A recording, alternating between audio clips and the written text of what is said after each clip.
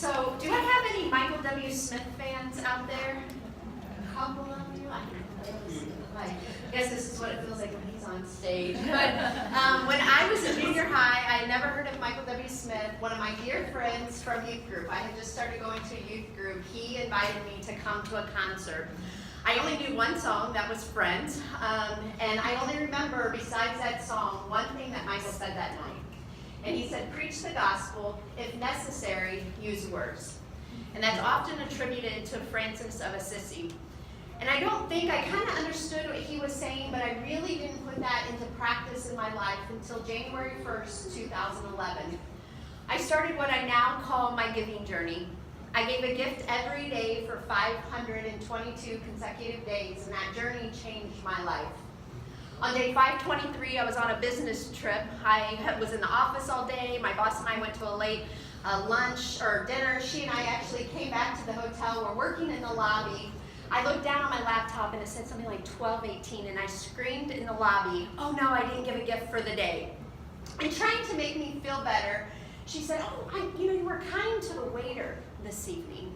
I said, yeah. But my journey wasn't about being kind. It was about being intentional.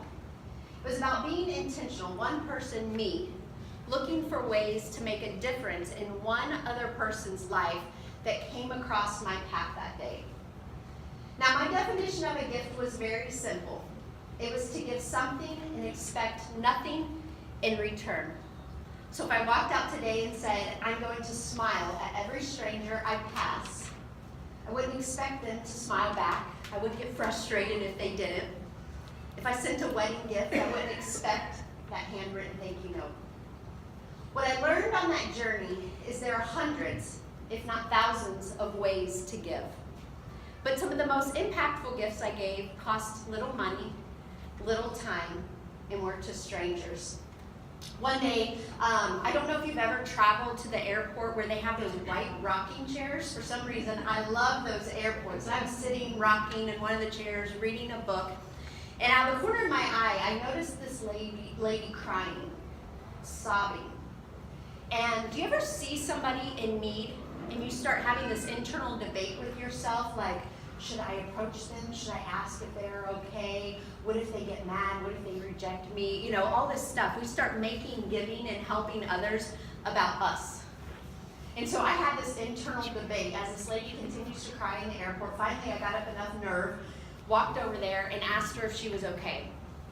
She said no, but there was nothing I could do. She shared with me a little bit her story, and she was right. There was nothing I could do. But she said, ma'am, thank you. Thank you for offering.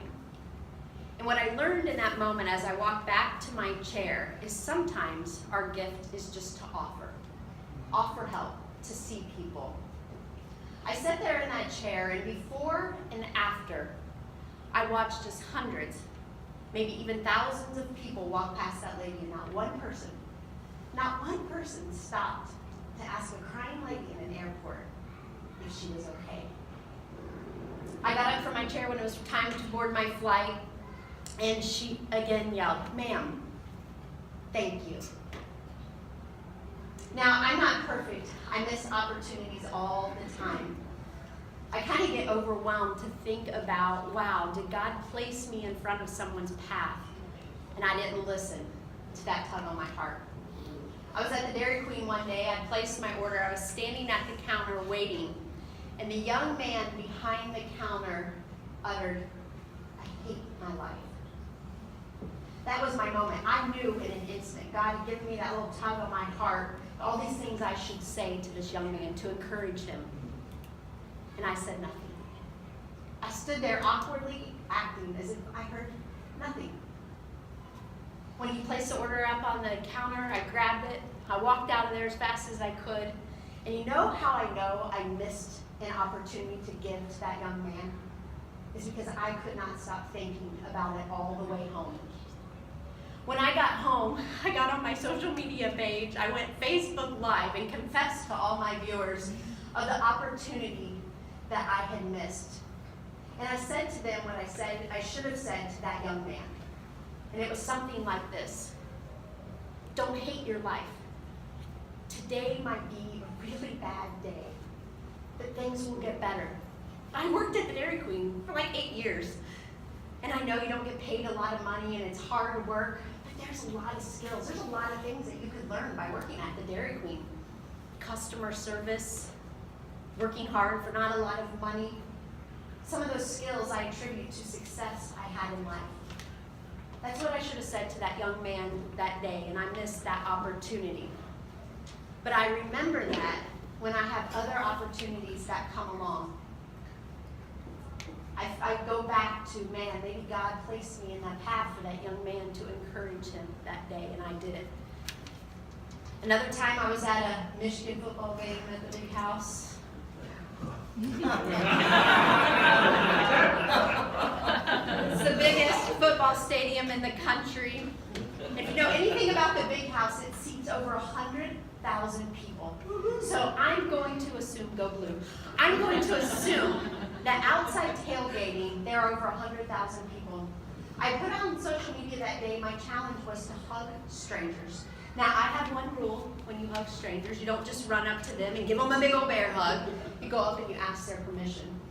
My husband had parked the car. We were walking out of the grassy parking lot, and I saw an older man. He had a black hat on with yellow writing. And so I walked up to him. This is a simple gift that you can give. I walked up to him and asked him if he served in the military. He said yes. I believe he said the Marine Corps. I extended my hand and I just thanked him for his service. And then I felt that tug. And I said, may I give you a hug? Kind of gets this awkward look on his face, and then he said yes. And as we were hugging, he said, I needed that today. And I thought, wow, that's how powerful our God is. Over 100,000 people. And God led me to the one person who all he needed was a hug. Now, if you want to go on this journey, I challenge you. Lent is coming up. We have a way that you can sign up. There's little cards over there. I have my book for sale. I came out of this crazy journey, a person who hates to write, hates grammar, found out I was dyslexic at the age of 39, had a learning disability. I wrote this little book called The Giving Challenge, and God has used it in incredible ways. But there's three things that you have to do. Is number one, you have to wake up in the morning and declare, I'm going to give a gift for today. Number two is you have to look for those opportunities. I saw that lady crying in the airport. I had to look for her, I had to see her. But the third thing, and this is the most toughest, I believe, is when God tugs on your heart or he whispers, is you've got to take action. So today I'm not asking you to go on a 500-day giving journey like I did, even though I know it would change your life. But I am asking you to commit for over Lent, starting on March 6th, to go on a 40-day giving journey. I like 40 days because they say it takes 21 to 30 days to build a habit, and beyond that you start creating a lifestyle. And I go back to, there's a lot of people that come and sit in church, there's a lot of people that read their Bibles, but do they live out the words of Christ? Do they live out Scripture? And do they preach the gospel through their actions? So I want to thank you all today for having me here, for listening to my story, and I can almost guarantee if you go on your own journey that you will discover a richer life by making a difference in others, one gift at a time. Thank you.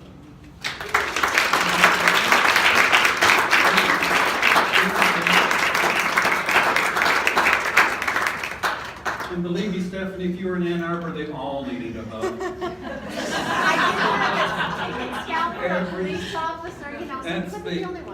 They all needed. This is her book, and did you have it sitting out somewhere? Because it's yeah, gone. we over there. I have one. Over there somewhere. It's over there. All right. If you wanna buy one, that's great. If you want one, but you don't have any money on you, just put your name down and put help, and the church will buy you a book. So we want to get this out to everyone. I want to thank Stephanie for taking the time to make what I was told yesterday was a transcendent morning, and your part in that, and let the Spirit work through you. And thank you very much. Give her a big applause.